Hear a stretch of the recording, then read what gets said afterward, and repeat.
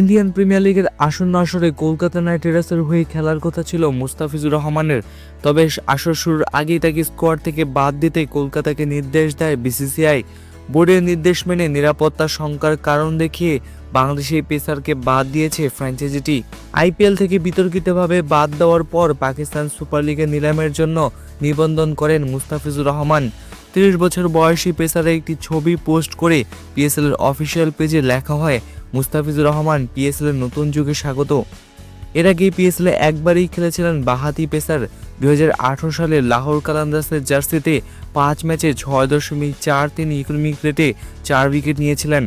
মুস্তাফিজের এমন পরিসংখ্যান ও সাম্প্রতিক ফর্ম মিলিয়ে তাকে পেতে আগ্রহ দেখাতে পারে একাধিক ফ্র্যাঞ্চাইজি, তাতে চড়া দাম পেতে পারেন তিনি।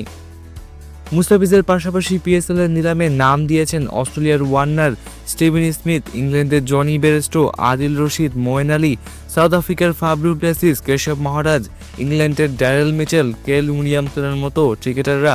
আগামী 11 ফেব্রুয়ারি হবে পিএসএল এর নিলাম। এর আগে অবশ্য মুলতান সুলতান বিক্রির জন্য নিলাম করবে পিসিবি।